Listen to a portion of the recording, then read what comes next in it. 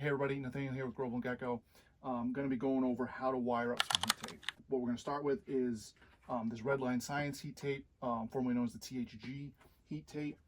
So for that, what you're going to need is the connection set, the heat tape, hole punch, and then either the crimping tools or a pair of pliers and some strippers or something to crimp the connection. If you get the actual wire connector, it already has the rings here crimped on.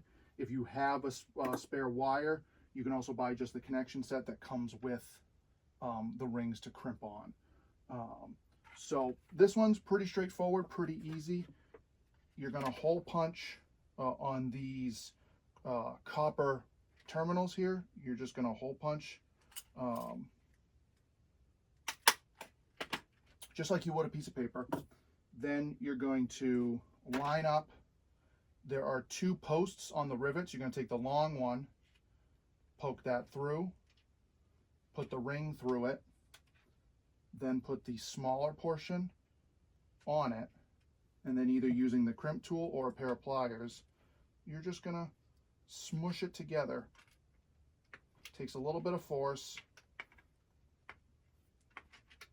and you're going to smush it nice and flat as you can to get a good solid connection.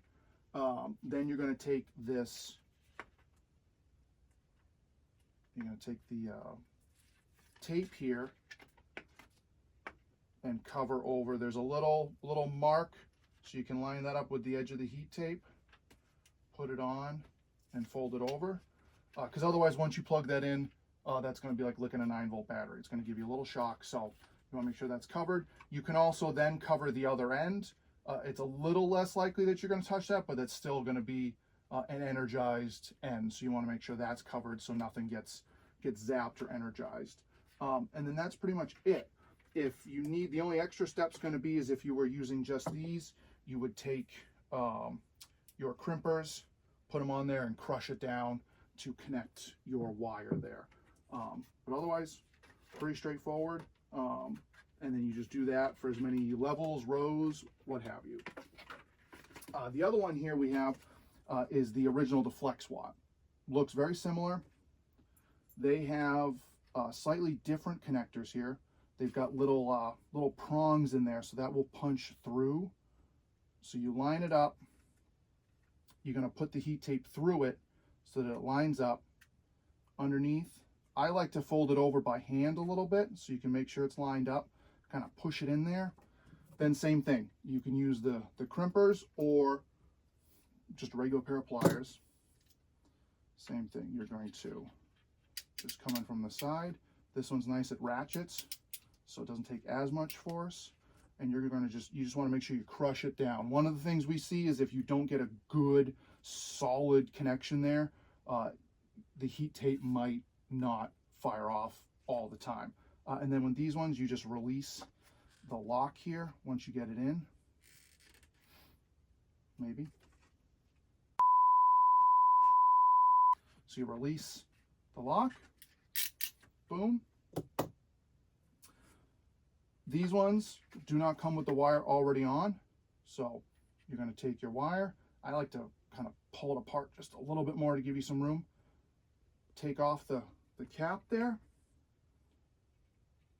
You can trim this before. I like trimming it after, just so that way in case there's a little bit of a mix-up, you don't have to keep stripping wire. I like to push it through as far as I can up to the plastic, but make sure it is crimping onto the stranded copper in there. And then either using the crimpers or your strippers, you're going to line it up and just crimp it down so that way your wire's nice and secure. Then you can either use some electrical tape or these insulators,